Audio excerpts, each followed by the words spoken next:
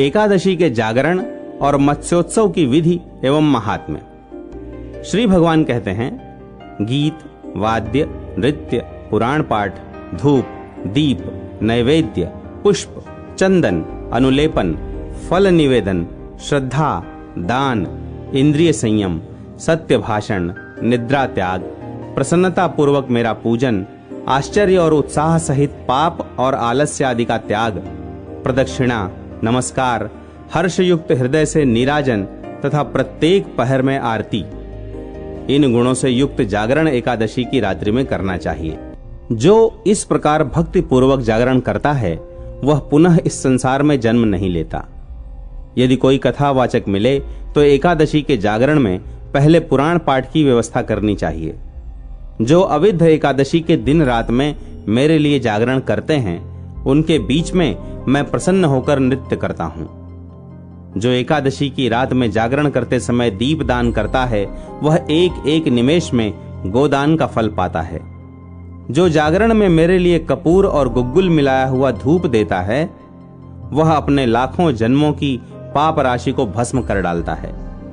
मेरे लिए जागरण करते समय जो भक्ति पूर्वक पुराण की पुस्तक बांचता है वह मेरे समीप निवास करता है। मेरी परिक्रमा करने से विद्वानों ने जिस फल की प्राप्ति बताई है वह पुण्य फल 4 करोड़ यज्ञों से भी नहीं प्राप्त हो सकता। जो जागरण काल में मेरे बाल चरित्रों का पाठ करता है वह कोटि सहस्त्र युगों तक श्वेत द्वीप में निवास करता है। जो रात्रि में गीता और विष्णु सहस्त्र नाम का पाठ करता है वह उसके साथ जागरण करने से वेद और पुराणों में बताए हुए सभी पुण्य फलों को पाता है। जो मन, वाणी और क्रिया द्वारा जागरण करते हैं उनकी मेरे लोक से किसी प्रकार भी पुनरावृत्ति नहीं होती। बहुत पुत्रों के उत्पन्न होने से क्या लाभ? एक ही गुणवान एवं भक्त पुत्र हो तो एकादशी के जागरण से समस्त पूर्वजों को तार दे। जो मेरे द्वारा कहे हुए जागरण के महात्म्य को भक्ति पूर्वक पढ़ता है वह 100 पीढ़ियों का उद्धार कर देता है। अनजान में या जानबूझकर जो पातक किया गया है पूर्व जन्म में और इस जन्म में ही जिस पाप राशि का संचय किया गया है एकादशी के जागरण से उन सब का नाश हो जाता है।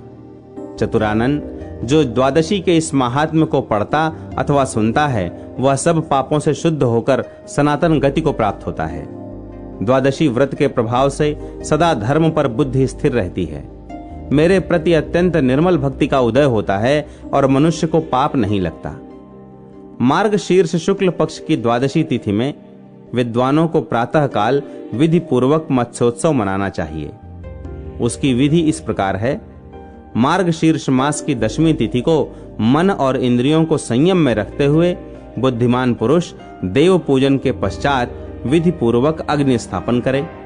उसके बाद शंख, चक्र, गदा, किरीट तथा पीतांबर धारण करने वाले सर्व लक्षण लक्षित मुझ प्रसन्न वदनारविंद गोविंद का ध्यान करके हाथ में अर्घ्य के लिए जल ले और मुझे सूर्य मंडल में स्थित जानकर उस हाथ के जल से अर्घ्य दे। उस समय इस प्रकार प्रार्थना करनी चाहिए। कमल के समान नेत्रों वाले भगवान अच्युत, मैं एकादशी को निराहार रहकर दूसरे दिन भोजन करूंगा। आप मेरे रक्षक हों। तदनंतर रात्रि में मेरे विग्रह के समीप बैठकर विधि पूर्वक ओम नमो नारायणाय इस मंत्र का जप करें। एकादशी के प्रातः काल किसी स्वच्छ जल वाली समुद्रगामिनी नदी के समीप जाकर अथवा दूसरी किसी नदी या तड़ाग के समीप पहुंचकर आगे बताए जाने वाले मंत्र से वहां की मिट्टी ले। धार पोषणम त्वत्तो भूतानाम देवी सर्वदा तेन सत्येन में पापम यावन मोचय सुव्रते। उत्तम व्रत का पालन करने वाली देवी, संपूर्ण भूतों का धारण और पोषण सदा तुमसे ही होता है। इस सत्य के प्रभाव से तुम मेरे समस्त पापों को छुड़ाओ। तत्पश्चात वरुण से प्रार्थना करे। त्वयि नित्यम रसाः सर्वे स्थिता वरुण सर्वदा तेने माम मृत्तिकाम प्लाव्य पूताम कुरुष्व माचिरम। हे वरुण, सब रस सदा आप में ही स्थित रहते हैं, इसलिए इस मृत्तिका को आप प्लावित करके आप शीघ्र पवित्र कीजिए। इस प्रकार मृत्तिका और जल के अधिष्ठाता देवताओं को प्रसन्न करके उस मिट्टी और जल को अपने शरीर में लगावे। समूची मिट्टी के 3 भाग करके उसे जल में मिलाकर नाभि से नीचे के भागों में, नाभि और वक्षस्थल के बीच में तथा वक्षस्थल से ऊपर के भाग में लगाना चाहिए। उसके बाद जल में, जहां मगर और कछुओं का भय न हो, नहाकर नित्य कर्म करके फिर मेरे मंदिर में आवे और मुझ भगवान नारायण की आराधना करे। केशवाय नमः इस मंत्र से मेरे दोनों पैरों की पूजा करे।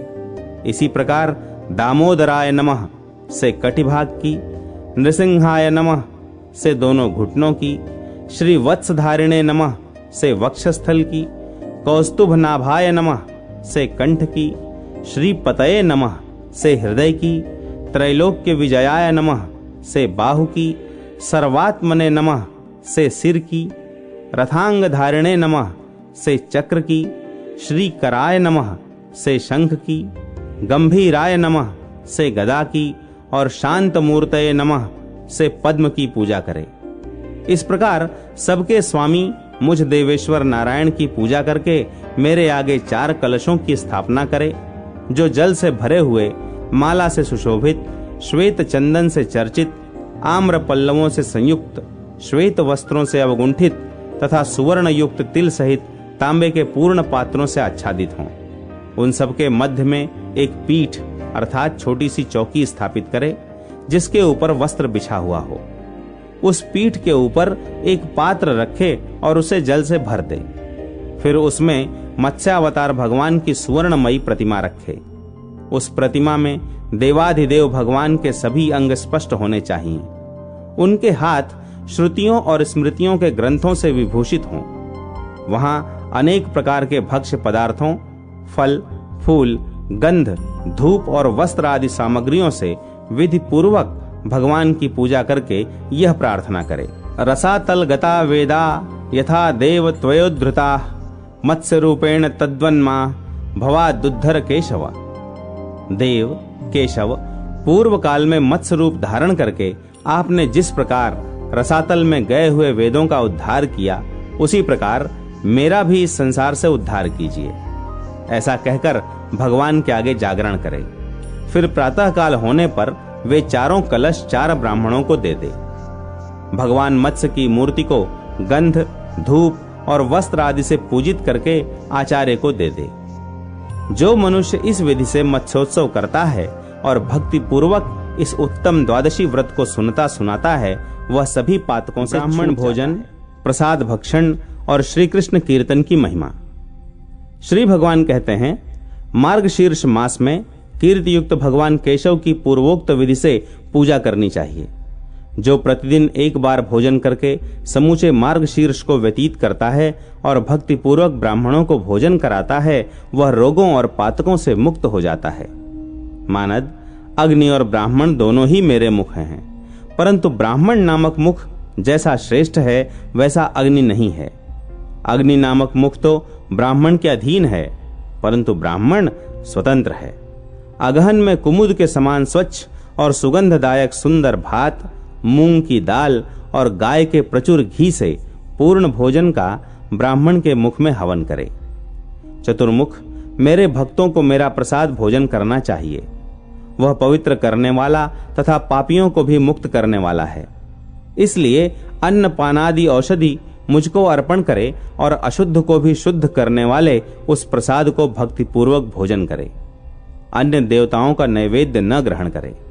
अगहन के महीने में विशेष रूप से कृष्ण कृष्ण कहकर मेरा नाम लेना चाहिए। यह मुझे अत्यंत प्रसन्न करने वाला है। मेरी एक प्रतिज्ञा है जिसे देवता और असुर भी नहीं जानते। वह प्रतिज्ञा इस प्रकार है, जो मन, वाणी और क्रिया द्वारा मेरी शरण में आ जाता है, वह यहाँ संपूर्ण लौकिक कामनाओं को प्राप्त कर लेता है और अंत में सर्वोत्कृष्ट वैकुंठ धाम में जाता है।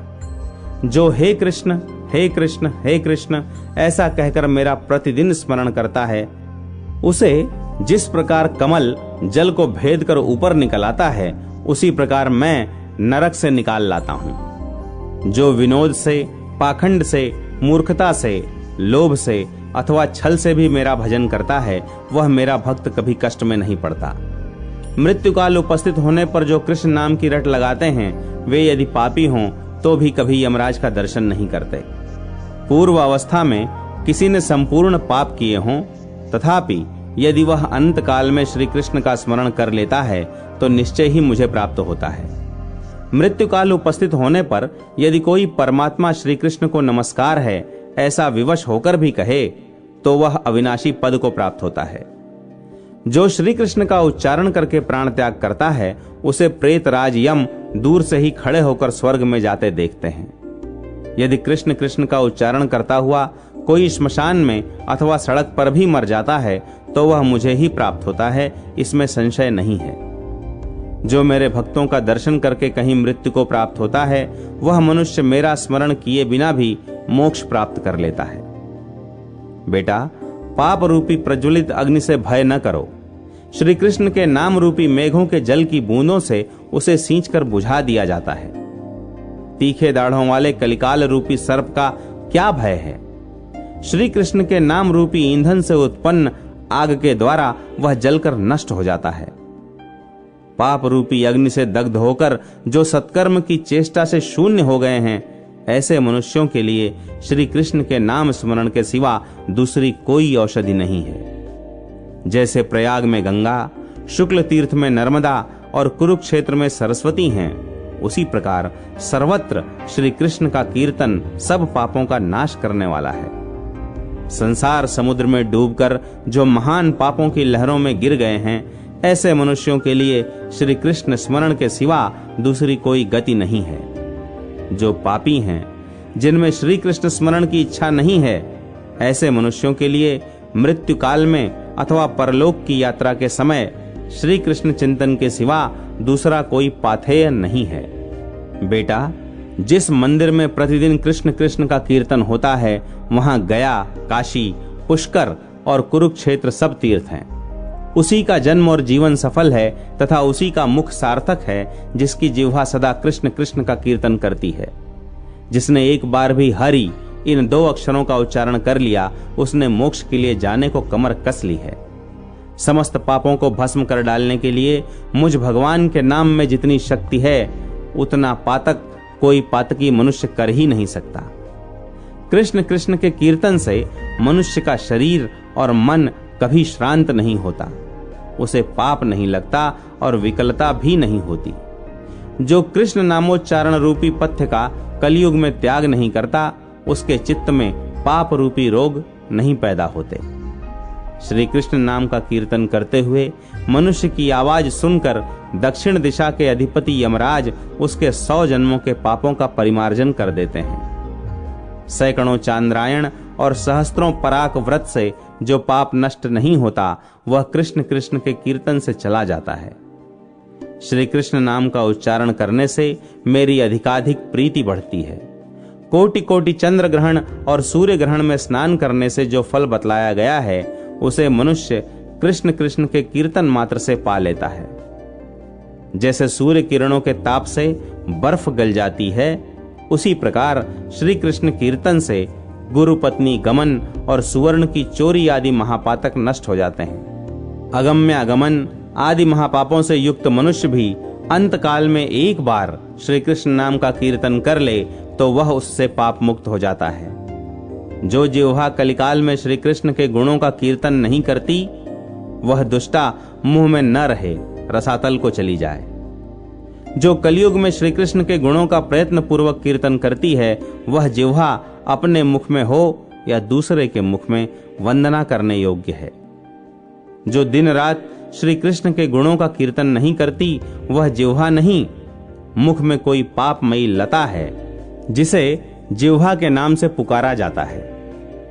जो श्री कृष्ण कृष्ण कृष्ण श्री कृष्ण इस प्रकार श्री कृष्ण नाम का कीर्तन नहीं करती, वह रोग रूपिणी जिह्वा 100 टुकड़े होकर गिर जाए। जो श्री कृष्ण के नाम की इस महिमा का प्रातः काल उठकर पाठ करता है, उसके लिए निश्चय ही मैं कल्याण दाता होता हूं। जो तीनों संध्याओं के समय श्री कृष्ण नाम के महात्म्य का पाठ करता है, वह जीते जी संपूर्ण कामनाओं को और मरने पर परम गति को पाता है। श्री कृष्ण के बाल स्वरूप का ध्यान, दामोदर मंत्र के अधिकारी शिष्य और गुरु का लक्षण और श्रीमद् भागवत की महिमा। श्री भगवान कहते हैं, ब्राह्मण, अब मैं ध्यान का वर्णन करता हूं। शोभाशाली उद्यान से घिरी हुई एक सुवर्णमयी स्थली है। उसमें जगमगाते हुए रत्नों का बना हुआ एक प्रकाशमान मंडप है। उसके भीतर कल्प वृक्ष शोभा पा रहा है। उसके नीचे उद्दीप्त रत्नमय सिंहासन है, जिसके ऊपर कमल का आसन है। उसके ऊपर बाल गोपाल श्याम सुंदर श्री कृष्ण विराजमान हैं। उनके श्री अंगों की कांति महानीलमणि के समान श्याम है। उनकी अत्यंत बाल्यावस्था है। मुख के समीप तक चिकने काले घुंघराले बाल बिखरे हुए हैं। उनसे उनके मुग्ध मुखारविंद की ऐसी शोभा हो रही है मानो खिले हुए कमल पर भ्रमरों के समूह छा रहे हों। उनके नेत्र नील कमल के समान परम सुंदर हैं। फूल के समान खिले हुए गाल हिलते हुए कुंडलों से अतिशय सुशोभित हो रहे हैं। उनकी नुकीली नाक, लाल ओष्ठ और मंद मुस्कान से सुशोभित मुख सभी सुंदर हैं। कंठ में अनेकानेक चमकते हुए आभूषण उनकी शोभा बढ़ा रहे हैं। वे विकसित कमल के समान बघनखा पहने हुए हैं। उनके नेत्र सुंदर हैं। गऊओं की धूलि पड़ने से उनका वक्षस्थल धूसरित हो रहा है। उनके सभी अंग हृष्ट पुष्ट हैं। सुवर्णमय अलंकारों से उनकी दीप्ति बढ़ रही है। मनोहर पिंडलियों और जांघों से सुशोभित कटि प्रदेश में करधनी बंधी हुई है, जिसकी क्षुद्र घंटिकाओं से मधुर झनकार हो रही है। बंधु जीव पुष्प के समान लाल लाल हथेली और लाल कमल के समान चरणों की उदार शोभा से वे सुशोभित हैं। वे मंद मंद हंस रहे हैं। उनके दाहिने हाथ में खीर है और बाएं हाथ में वे तुरंत का निकाला हुआ शुद्ध माखन लिए हुए हैं। गायें और गोपियां उन्हें घेर कर बैठी हैं। इंद्र आदि देवता भी उनके चरणों में मस्तक झुकाते हैं। शेषनाग और वज्र आदि से उपलक्षित उन देवाधिदेव भगवान श्री कृष्ण का चिंतन करके भक्ति भाव से नम्र हो प्रातःकाल उनकी पूजा करे और माखन मिश्री, दही, दूध एवं कमल आदि अर्पण करके उन्हें प्रसन्न करे। जो मनुष्य प्रतिदिन प्रातःकाल आस्तिक भाव से युक्त होकर सदा इसी प्रकार भगवान श्री कृष्ण का पूजन करता है, वह शीघ्र ही इस लोक में समग्र लक्ष्मी को प्राप्त करता है और मृत्यु के पश्चात शुद्ध परम धाम में गमन करता है। उनका लोक मनोहर मंत्र पहले ही बतलाया गया है। उसका नाम है श्रीमद् दामोदर मंत्र, अर्थात श्री दामोदराय नमः। इस मंत्र के कौन कौन अधिकारी हैं, उनका वर्णन सुनो। इस मंत्र राज का उपदेश किसी अयोग्य व्यक्ति को नहीं देना चाहिए। यह शीघ्र सिद्धि प्रदान करने वाला एक रहस्य है, इसलिए यत्न पूर्वक इसकी रक्षा करनी चाहिए। आलसी, मलिन, क्लेशग्रस्त, दंभी, मोहयुक्त, दरिद्र, रोगी, क्रोधी, रागी, भोग लोलुप, दोषदर्शी, ईर्ष्या रखने वाला, शठ, कटुवादी, अन्यायपूर्वक धन कमाने वाला, पर स्त्रियों में आसक्त रहने वाला, विद्वानों का वैरी, मूर्ख, अपने को पंडित मानने वाला, व्रत भ्रष्ट, जीविका के क्लेश से युक्त, चुगलखोर, दुष्टचित्त, बहुभोजी, निर्दयता पूर्ण चेष्टा वाला, दुष्टों का नेता, कंजूस, पापी, भयंकर, आश्रितों को भय देने वाला, इस प्रकार के दुर्गुणों से युक्त शिष्य को इस मंत्र के उपदेश के लिए कभी नहीं ग्रहण करना चाहिए। यदि कोई ग्रहण करता है तो शिष्य का दोष प्रायः गुरु में भी आ जाता है। मंत्री का दोष राजा में, स्त्री का दोष पति में और शिष्य का दोष गुरु में आता है, इसमें कोई संदेह नहीं। इसलिए गुरु को चाहिए कि वह सदा शिष्य की परीक्षा लेकर ही उसे ग्रहण करे। जो मन, वाणी और शरीर से गुरु की सेवा में तत्पर रहने वाला हो, जिसमें चोरी की वृत्ति का सर्वथा अभाव हो, जो आस्तिक होने के साथ ही मोक्ष के लिए उद्योगशील हो, ब्रह्मचर्य का पालन करता हो, सदा दृढ़ता पूर्वक व्रत में स्थित रहता हो, जिसकी पाप में प्रवृत्ति न हो, जिसका चित्त प्रसन्न और अंतःकरण निर्मल हो, जिसमें शठता का अभाव हो, जो शुद्ध, परोपकारी और स्वार्थ कामना से रहित हो, अपने तन, मन और धन से गुरु को संतुष्ट रखने वाला हो, आश्रित जनों को प्रसन्न रखने वाला और पवित्र हो, ऐसे ही शिष्य को मंत्र का उपदेश दे, अन्यथा नहीं। अब गुरु का लक्षण बतलाता हूं। जिसका चित्त सम और शांत हो, जो क्रोध रहित, सब लोगों का सुहृद, साधु, महात्मा, लोक में सब पर समान दृष्टि रखने वाला हो, वह गुरु कहा गया है। जो सदा मेरे व्रत को धारण करता है, वैष्णवगण जिसे सम्मान की दृष्टि से देखते हैं, जो मेरी कथा वार्ता में अनुरक्त और मेरे उत्सवों में संलग्न रहता है, जो दया सागर, पूर्ण काम, सर्वभूतोपकारी, सब ओर से निष्पृह, सिद्ध, सर्व विद्या विशारद, समस्त संशयों को निवारण करने वाला और आलस्य रहित है, जो सब कालों का ज्ञाता है तथा सब पर अनुग्रह रखता है, ऐसा आदरणीय ब्राह्मण गुरु कहा गया है। पूर्वोक्त लक्षणों से युक्त शिष्य ऐसे गुरु से मेरी प्राप्ति कराने वाले मार्गशीर्ष मास में उक्त दामोदर मंत्र का उपदेश ग्रहण करे। विद्वान पुरुष को चाहिए कि वह वैष्णवों के व्रतों को स्वीकार करे। मुझे प्रिय लगने वाले परम उत्तम श्रीमद् भागवत पुराण का सदा श्रवण करे। जो मनुष्य प्रतिदिन श्रीमद् भागवत पुराण का पाठ करता है, उसे प्रत्येक अक्षर पर कपिला गौ के दान का फल मिलता है। जो प्रतिदिन श्रीमद् भागवत के आधे या चौथाई श्लोक का पाठ करता अथवा सुनता है, उसे सहस्त्र गोदान का फल मिलता है। जो प्रतिदिन पवित्र चित्त हो भागवत के श्लोक का पाठ करता है, उसे 18 पुराणों के पाठ करने का फल मिलता है। जहां नित्य मेरी कथा होती है, वहां वैष्णव गण स्थित होते हैं। जो सदा मेरी पूजा करते हैं, वे मनुष्य कलयुग के बाहर हैं। जो कलयुग में अपने घर पर प्रतिदिन भागवत शास्त्र की पूजा करते हैं, उनके ऊपर मैं प्रसन्न होता हूं। बेटा, जितने दिनों तक घर में भागवत शास्त्र रहता है, उतने दिनों तक पितर दूध, घी और मधु के साथ जल पीते हैं। जो भक्ति पूर्वक वैष्णव विद्वान को भागवत शास्त्र देते हैं, वे मेरे लोक में निवास करते हैं। जो अपने घर पर सदा भागवत शास्त्र की पूजा करते हैं, उनके उस पूजन से सब देवता प्रलय काल तक के लिए तृप्त हो जाते हैं। सदा मेरी प्रसन्नता के लिए सबको वैष्णव शास्त्रों का संग्रह करना चाहिए। कलयुग में जहां जहां परम पवित्र भागवत शास्त्र रहता है, वहां वहां मैं संपूर्ण देवताओं के साथ सदैव निवास करता हूं। वहीं संपूर्ण तीर्थ, नदी, नद, सरोवर, यज्ञ, सातों पुरी तथा संपूर्ण पवित्र पर्वत निवास करते हैं। धर्म बुद्धि पुरुष को पाप के नाश और मोक्ष की प्राप्ति के लिए सदा भागवत शास्त्र श्रवण करना चाहिए। श्रीमद् भागवत परम पवित्र, आयु, आरोग्य तथा पुष्टि को देने वाला है। इसके पढ़ने और सुनने से मनुष्य सब पापों से मुक्त हो जाता है। जो परम उत्तम श्रीमद् भागवत को न तो सुनते हैं और न सुनकर प्रसन्न ही होते हैं, उन पर सदा यमराज का प्रभुत्व रहता है। यह सर्वथा सत्य बात है। जिसके घर में भागवत का एक या आधा श्लोक भी लिख कर रखा हुआ है, उसके यहाँ मैं स्वयं निवास करता हूँ।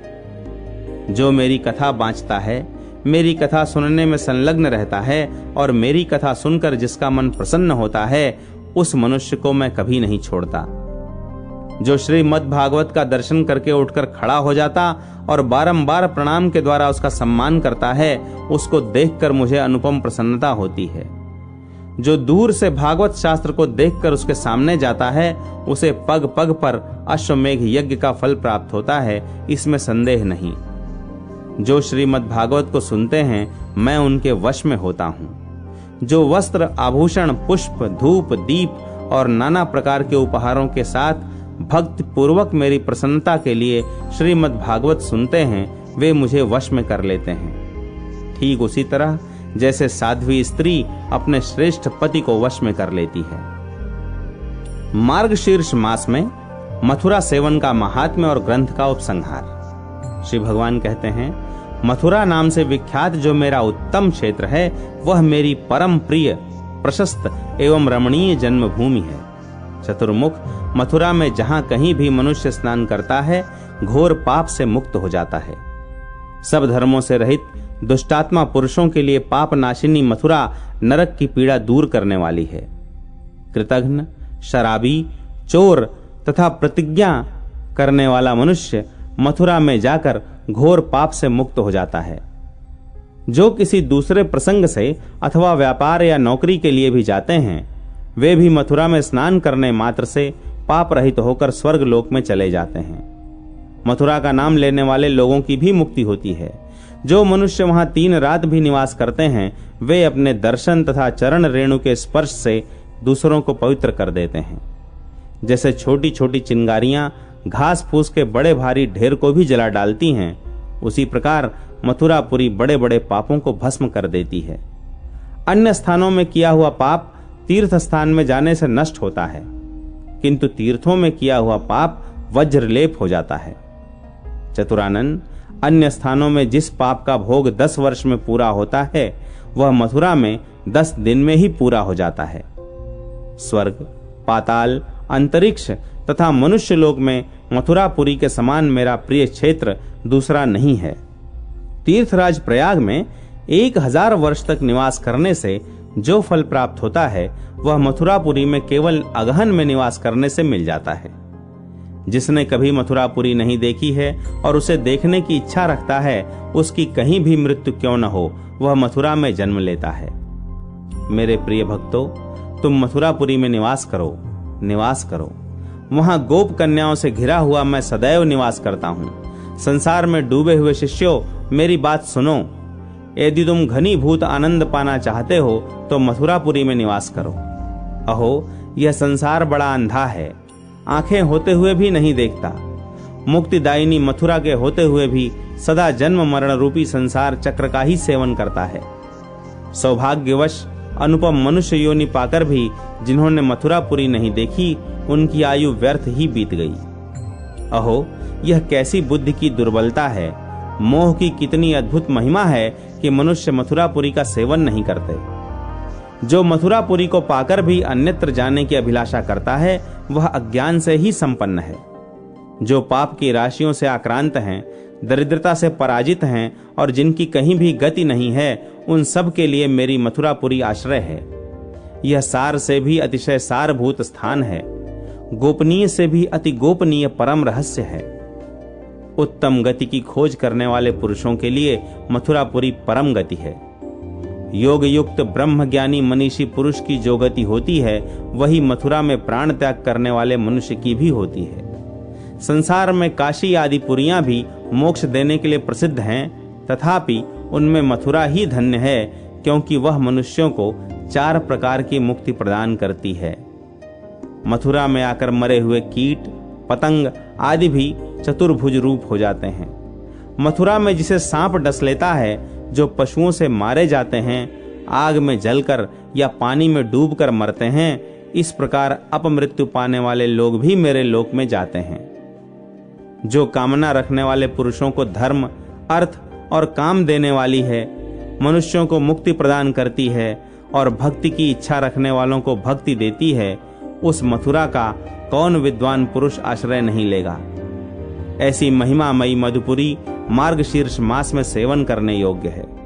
मार्गशीर्ष मास में जो पूर्णिमा होती है, उसमें जो पुण्य किया जाता है, वह मुझे अधिक प्रसन्न करने वाला होता है। पुष्कर और मथुरा में पूर्णिमा तिथि को स्नान अवश्य करना चाहिए।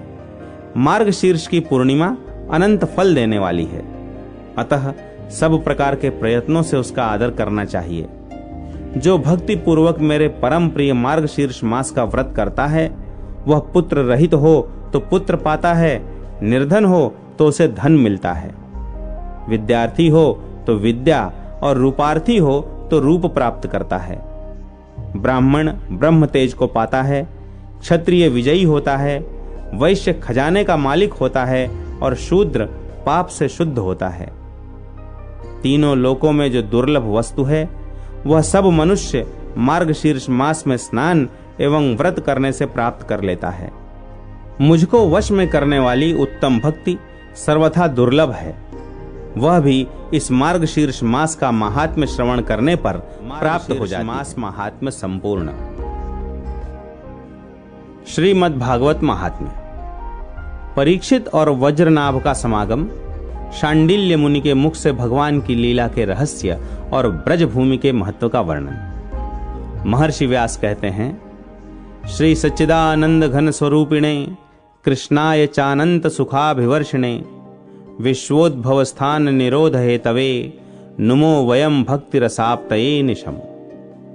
जिनका स्वरूप सच्चिदानंद घन है, जो अपने सौंदर्य और माधुर्य आदि गुणों से सबका मन अपनी ओर आकर्षित कर लेते हैं और सदा सर्वदा अनंत सुख की वर्षा करते रहते हैं, जिनकी ही शक्ति से इस विश्व की उत्पत्ति, स्थिति और प्रलय होते हैं, उन भगवान श्री कृष्ण को हम भक्ति रस का आस्वादन करने के लिए नित्य निरंतर प्रणाम करते हैं। नैमिषारण्य क्षेत्र की बात है, श्री सूत जी स्वस्थ चित्त से अपने आसन पर बैठे हुए थे। उस समय भगवान की अमृतमयी लीला कथा के रसिक, उसके रसास्वादन में अत्यंत कुशल शौनकादि ऋषियों ने सूत जी को प्रणाम करके उनसे यह प्रश्न किया। ऋषियों ने पूछा, सूत जी, धर्मराज युधिष्ठिर जब मथुरा मंडल में अनिरुद्ध नंदन वज्र का और हस्तिनापुर में अपने पौत्र परीक्षित का राज्याभिषेक करके हिमालय पर चले गए, तब राजा वज्र और परीक्षित ने कैसे कैसे कौन कौन सा कार्य किया? सूत जी बोले, शौनकादि ब्रह्मर्षियों, जब धर्मराज युधिष्ठिर आदि पांडव गण स्वर्गारोहण के लिए हिमालय चले गए, तब सम्राट परीक्षित एक दिन मथुरा गए। उनकी इस यात्रा का उद्देश्य इतना ही था कि वहां जाकर वज्रनाभ से मिलजुल आएं। जब वज्रनाभ को यह समाचार मालूम हुआ कि मेरे पिता तुल्य परीक्षित मुझसे मिलने के लिए आ रहे हैं, तब उनका हृदय प्रेम से भर गया। उन्होंने नगर से आगे बढ़कर उनकी अगवानी की, चरणों में प्रणाम किया और बड़े प्रेम से उन्हें वे अपने महल में ले आए। वीर परीक्षित भगवान श्री कृष्ण के परम प्रेमी भक्त थे। उनका मन नित्य निरंतर आनंद घन श्री कृष्ण चंद्र में ही रमता रहता था। उन्होंने भगवान श्री कृष्ण के प्रपौत्र वज्रनाभ का बड़े प्रेम से आलिंगन किया। इसके बाद अंतःपुर में जाकर भगवान श्री कृष्ण की पत्नियों को नमस्कार किया। श्री कृष्ण पत्नियों ने भी सम्राट परीक्षित का अत्यंत सम्मान किया। वे जब आराम से बैठ गए, तब उन्होंने वज्रनाभ से यह बात कही। राजा परीक्षित ने कहा, तुम्हारे पिता और पितामहों ने मेरे पिता पितामह को बड़े बड़े संकटों से बचाया है, मेरी रक्षा भी उन्होंने ही की है। वज्रनाभ बोले, महाराज, आप मुझसे जो कुछ कह रहे हैं वह सर्वथा आपके अनुरूप है। आपके पिता ने भी मुझे धनुर्वेद की शिक्षा देकर मेरा महान उपकार किया है, इसलिए मुझे किसी बात की तनिक भी चिंता नहीं है, क्योंकि उनकी कृपा से मैं क्षत्रियोचित शूरवीरता से भली भांति संपन्न हूं। मुझे चिंता है तो केवल एक बात की, सचमुच वह बहुत बड़ी चिंता है, आप उसके संबंध में कुछ विचार कीजिए। वह चिंता यह है कि यद्यपि मैं मथुरा मंडल के राज्य पर अभिषिक्त हूं, तथापि मैं यहां निर्जन वन में ही रहता हूं। इस बात का मुझे कुछ भी पता नहीं है कि यहां की प्रजा कहां चली गई, क्योंकि राज्य का सुख तो तभी है जब प्रजा रहे। जब वज्रनाभ ने परीक्षित से यह बात कही, तब उन्होंने वज्रनाभ का संदेह मिटाने के लिए महर्षि शांडिल्य को बुलवाया। यही महर्षि शांडिल्य पहले नंद आदि गोपों के पुरोहित थे। परीक्षित का संदेश पाते ही महर्षि शांडिल्य वहां आ पहुंचे। वज्रनाभ ने विधि पूर्वक उनका स्वागत सत्कार किया और वे एक ऊंचे आसन पर विराजमान हुए एवं उनको सांत्वना देते हुए कहने लगे। शांडिल्य जी ने कहा, प्रिय परीक्षित और वज्रनाभ, मैं तुम लोगों से व्रज भूमि का रहस्य बतलाता हूं, तुम एकाग्र होकर सुनो। व्रज शब्द का अर्थ है व्याप्ति। व्यापक होने के कारण ही इस भूमि का नाम व्रज पड़ा है। सत्व, रज, तम, इन तीन गुणों से अतीत जो परब्रह्म है वही व्यापक है, इसलिए उसे व्रज कहते हैं। वह सदानंद स्वरूप, परम ज्योतिर्मय और अविनाशी है। जीवन मुक्त पुरुष उसी में स्थित रहते हैं। इस परब्रह्म स्वरूप व्रजधाम में नंद नंदन भगवान श्री कृष्ण का निवास है। उनका एक एक अंग सच्चिदानंद स्वरूप है। वे आप्त काम हैं। प्रेम रस में डूबे हुए रसिक जन ही उनका अनुभव करते हैं। काम शब्द का अर्थ है कामना, अभिलाषा। व्रज में भगवान श्री कृष्ण के वांछित पदार्थ हैं गौएं, ग्वाल बाल, गोपियां और उनके साथ लीला विहार आदि। वे सब के सब यहाँ नित्य प्राप्त हैं। इसी से श्री कृष्ण को आप्त काम कहा गया है। भगवान श्री कृष्ण की यह रहस्य लीला प्रकृति से परे है। वे जिस समय प्रकृति के साथ खेलने लगते हैं, उस समय दूसरे लोग भी उनकी लीला का अनुभव करते हैं। प्रकृति के साथ होने वाली लीला में ही रजोगुण, सत्वगुण और तमोगुण के द्वारा सृष्टि, स्थिति और प्रलय की प्रतीति होती है। इस प्रकार यह निश्चय होता है कि भगवान की लीला दो प्रकार की है, एक वास्तवी और दूसरी व्यावहारिकी। वास्तवी लीला स्वसंवेद्य है, उसे स्वयं भगवान और उनके रसिक भक्त जन ही जानते हैं। जीवों के सामने जो लीला होती है वह व्यावहारिकी लीला है। वास्तविक लीला के बिना व्यावहारिकी लीला नहीं हो सकती, परंतु व्यावहारिकी लीला का वास्तविक लीला के राज्य में कभी प्रवेश नहीं हो सकता। तुम दोनों भगवान की जिस लीला को देख रहे हो यह व्यावहारिकी लीला है। यह पृथ्वी और स्वर्ग आदि लोक इसी लीला के अंतर्गत हैं। इसी पृथ्वी पर यह मथुरा मंडल है। यही वह व्रज भूमि है जिसमें भगवान की वह वास्तविक रहस्य लीला गुप्त रूप से सदा होती रहती है। वह कभी कभी प्रेम पूर्ण हृदय वाले रसिक भक्तों को सब ओर दिखने लगती है। कभी 28वें द्वापर के अंत में जब भगवान की रहस्य लीला के अधिकारी भक्तजन यहाँ एकत्र होते हैं, जैसा कि इस समय भी कुछ काल पहले हुए थे, उस समय भगवान अपने अंतरंग प्रेमियों के साथ अवतार लेते हैं। उनके अवतार का यह प्रयोजन होता है कि रहस्य लीला के अधिकारी भक्तजन भी अंतरंग परिकरों के साथ सम्मिलित होकर लीला रस का आस्वादन कर सकें। इस प्रकार जब भगवान अवतार ग्रहण करते हैं, उस समय भगवान के अभिमत प्रेमी देवता और ऋषि आदि भी सब ओर अवतार लेते हैं। अभी अभी जो अवतार हुआ था उसमें भगवान अपने सभी प्रेमियों की अभिलाषाएं पूर्ण करके अब अंतर्ध्यान हो चुके हैं। इससे यह निश्चय हुआ कि यहाँ पहले 3 प्रकार के भक्तजन उपस्थित थे। ऐसा मानने में तनिक भी संदेह के लिए गुंजाइश नहीं है। उन तीनों में प्रथम तो उनकी श्रेणी है जो भगवान के नित्य अंतरंग पार्षद हैं, जिनका भगवान से कभी वियोग होता ही नहीं। दूसरे वे हैं जो एकमात्र भगवान को पाने की इच्छा रखते हैं, उनकी अंतरंग लीला में अपना प्रवेश चाहते हैं। तीसरी श्रेणी में देवता आदि हैं। इनमें से जो देवता आदि के अंश से अवतीर्ण हुए थे, उन्हें भगवान ने व्रज भूमि से हटाकर पहले ही द्वारका पहुंचा दिया था। फिर जब ब्राह्मणों के शाप से यदुवंश का संहार करने के लिए सांब के पेट से मूसल प्रकट हुआ और उस मूसल के चूरे के प्रभास क्षेत्र में एरका नाम की घास उत्पन्न हो गई, उस समय परस्पर कलह होने पर सभी यदुवंशी उन एरिकाओं से एक दूसरे को मारकर मर गए। इस प्रकार भगवान ने उस मूसल के मार्ग से यदुकुल में उत्पन्न हुए देवताओं को स्वर्ग में भेजकर पुनः अपने अपने अधिकार पर स्थापित कर दिया, तथा जिन्हें एकमात्र भगवान को ही पाने की इच्छा थी, उन्हें प्रेमानंद स्वरूप बनाकर श्री कृष्ण ने सदा के लिए अपने नित्य अंतरंग पार्षदों में सम्मिलित कर लिया। जो नित्य पार्षद हैं, वे यद्यपि यहाँ गुप्त रूप से होने वाली नित्य लीला में सदा ही रहते हैं, परंतु जो उनके दर्शन के अधिकारी नहीं हैं, ऐसे पुरुषों के लिए वे भी अदृश्य हो गए हैं। जो लोग व्यावहारिक लीला में स्थित हैं, वे नित्य लीला का दर्शन पाने के अधिकारी नहीं हैं। इसीलिए यहाँ आने वालों को सब ओर निर्जन वन सूना ही सूना दिखाई देता है, क्योंकि वे वास्तविक लीला में स्थित भक्तजनों को देख नहीं सकते।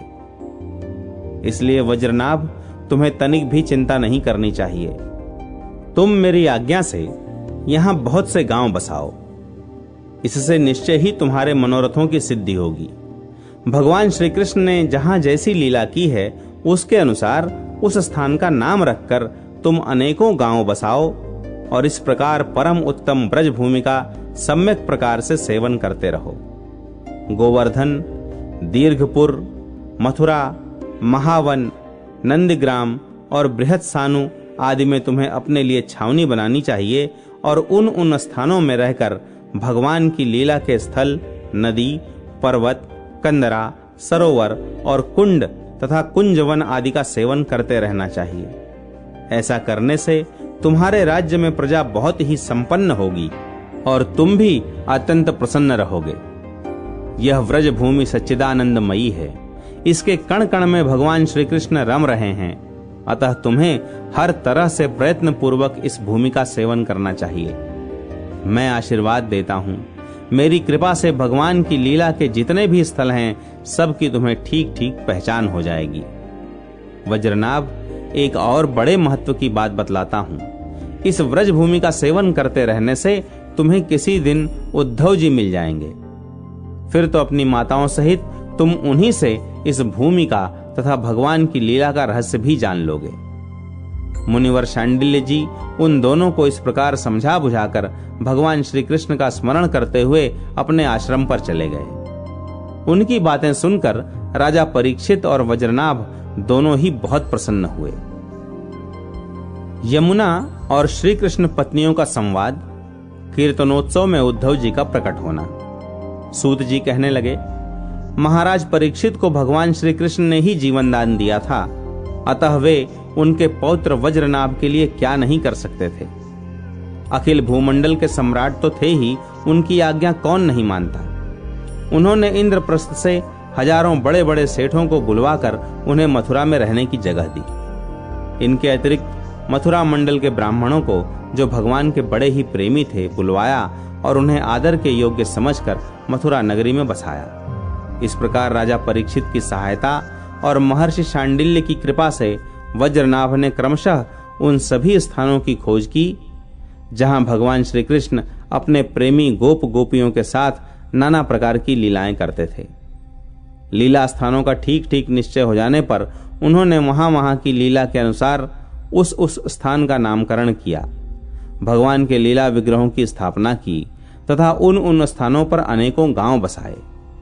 स्थान स्थान पर भगवान के नाम से कुंड और कुएं खुदवाए, कुंज और बगीचे लगवाए, शिव आदि देवताओं की स्थापना की तथा गोविंद देव, हरिदेव आदि नामों से भगवत विग्रह स्थापित किए। इन सब शुभ कर्मों के द्वारा वज्रनाभ ने अपने राज्य में सब ओर एकमात्र श्री कृष्ण भक्ति का प्रचार किया और ऐसा करके वे बड़े ही प्रसन्न हुए। उनके प्रजाजनों को भी बड़ा आनंद था। वे सदा भगवान के मधुर नाम तथा लीलाओं के कीर्तन में संलग्न हो परमानंद के समुद्र में डूबे रहते थे और सदा ही वज्रनाभ के राज्य की प्रशंसा किया करते थे।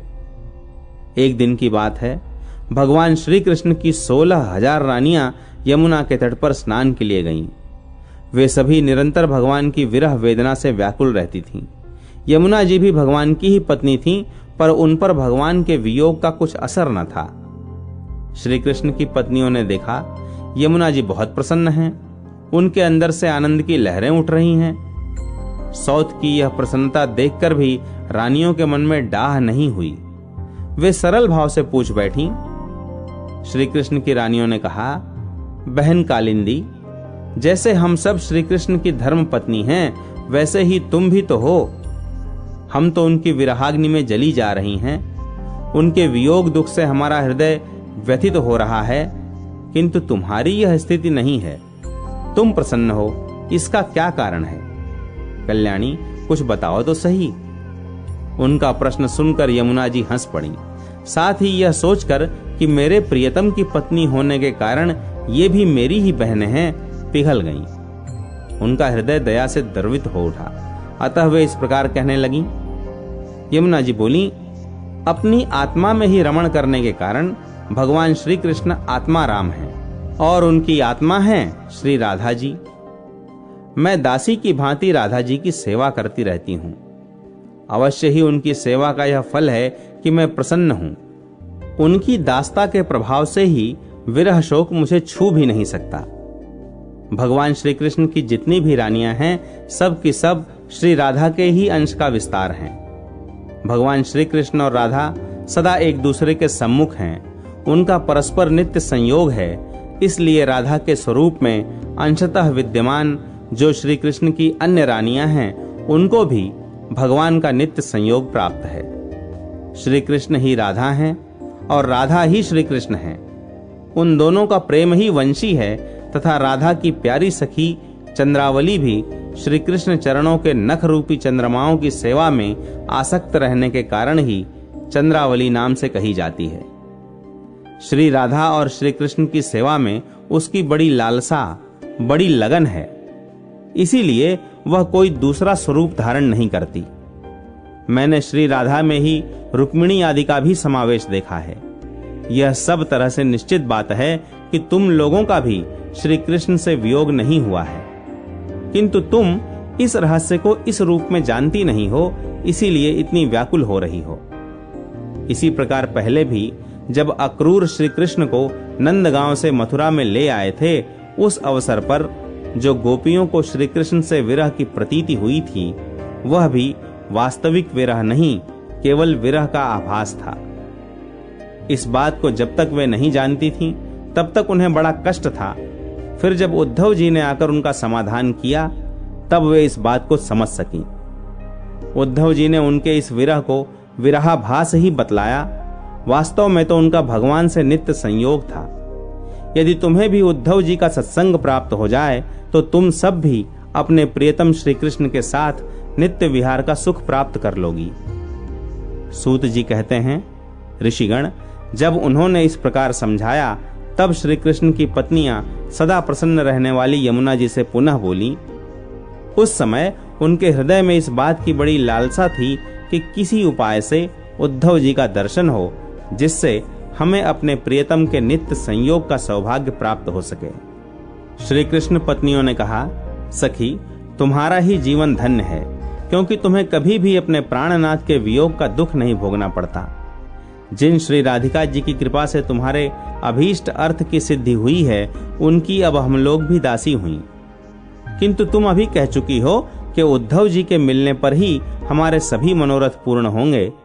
इसलिए कालिंदी, अब ऐसा कोई उपाय बताओ जिससे उद्धव जी भी शीघ्र ही मिल जाएं। सूत जी कहते हैं, श्री कृष्ण की रानियों ने जब यमुना जी से इस प्रकार कहा, तब वे भगवान श्री कृष्ण चंद्र की 16 कलाओं का चिंतन करती हुई उनसे कहने लगीं। उद्धव जी भगवान श्री कृष्ण के मंत्री थे। जब भगवान अपने परम धाम को पधारने लगे, तब उन्होंने मंत्री उद्धव से कहा, उद्धव, साधना करने की भूमि है बदरिकाश्रम, अतः अपनी साधना पूर्ण करने के लिए तुम वहीं जाओ। भगवान की इस आज्ञा के अनुसार उद्धव जी इस समय अपने साक्षात स्वरूप से बदरिकाश्रम में विराजमान हैं और वहां जाने वाले जिज्ञासु लोगों को भगवान के बताए हुए ज्ञान का उपदेश करते रहते हैं। साधन की फल रूपा भूमि है ब्रज भूमि। इसे भी इसके रहस्यों सहित भगवान ने पहले ही उद्धव को दे दिया था, किंतु वह फल भूमि यहां से भगवान के अंतर्ध्यान होने के साथ ही स्थूल दृष्टि से परे जा चुकी है। इसीलिए इस समय यहां उद्धव प्रत्यक्ष दिखाई नहीं पड़ते। फिर भी एक स्थान है जहां उद्धव जी का दर्शन हो सकता है। गोवर्धन पर्वत के निकट भगवान की लीला सहचरी गोपियों की विहार स्थली है। वहां की लता, अंकुर और बेलों के रूप में अवश्य ही उद्धव जी वहां निवास करते हैं। लताओं के रूप में उनके रहने का यही उद्देश्य है कि भगवान की प्रियतमा गोपियों की चरण रज उन पर पड़ती रहे। उद्धव जी के संबंध में एक निश्चित बात यह भी है कि उन्हें भगवान ने अपना उत्सव स्वरूप प्रदान किया है। भगवान का उत्सव उद्धव जी का अंग है, वे उससे अलग नहीं रह सकते। इसीलिए अब तुम लोग वज्रनाभ को साथ लेकर वहां जाओ और कुसुम सरोवर के पास ठहरो। भगवत भक्तों की मंडली एकत्रित करके वीणा, वेणु और मृदंग आदि बाजों के साथ भगवान के नाम और लीलाओं के कीर्तन, भगवत संबंधी काव्य कथाओं के श्रवण तथा भगवत गुणगान से युक्त सरस संगीतों द्वारा महान उत्सव आरंभ करो। इस प्रकार जब उस महान उत्सव का विस्तार होगा, तब निश्चय है कि वहां उद्धव जी का दर्शन मिलेगा। उद्धव जी ही भली भांति तुम सब लोगों के मनोरथ पूर्ण करेंगे। सूत जी कहते हैं, यमुना जी की बताई हुई बातें सुनकर श्री कृष्ण की रानियां बहुत प्रसन्न हुई। उन्होंने यमुना जी को प्रणाम किया और वहां से लौटकर वज्रनाभ तथा परीक्षित से वे सारी बातें कह सुनाईं। सब बातें सुनकर परीक्षित को बड़ी प्रसन्नता हुई और उन्होंने वज्रनाभ तथा श्री कृष्ण पत्नियों को उसी समय साथ ले उस स्थान पर पहुंचकर तत्काल वह सब कार्य आरंभ करवा दिया जो कि यमुना जी ने बताया था। गोवर्धन के निकट वृंदावन के भीतर कुसुम सरोवर पर जो सखियों की विहार स्थली है, वहां ही श्री कृष्ण कीर्तन का उत्सव आरंभ हुआ। श्री राधा जी तथा उनके प्रियतम श्री कृष्ण की वह लीला भूमि जब साक्षात संकीर्तन की शोभा से संपन्न हो गई, उस समय वहां रहने वाले सभी भक्तजन एकाग्र हो गए। उनकी दृष्टि, उनके मन की वृत्ति कहीं अन्यत्र न जाती थी। तदनंतर सबके देखते देखते वहां फैले हुए तृण, गुल्म और लताओं के समूह से प्रकट होकर श्री उद्धव जी सबके सामने आए। उनका शरीर श्याम वर्ण था, उस पर पीतांबर शोभा पा रहा था। वे गले में वनमाला और गुंजा की माला धारण किए हुए थे तथा मुख से बारंबार गोपी वल्लभ श्री कृष्ण की मधुर लीलाओं का गान कर रहे थे। उद्धव जी के आगमन से उस संकीर्तनोत्सव की शोभा कई गुनी बढ़ गई। उस समय सभी लोग आनंद के समुद्र में निमग्न हो अपना सब कुछ भूल गए, सारी सुध बुध खो बैठे। थोड़ी देर बाद जब उनकी चेतना दिव्य लोक से नीचे आई, अर्थात जब उन्हें होश हुआ, तब उद्धव जी को भगवान श्री कृष्ण के स्वरूप में उपस्थित देख अपना मनोरथ पूर्ण हो जाने के कारण प्रसन्न हो वे उनकी पूजा करने लगे।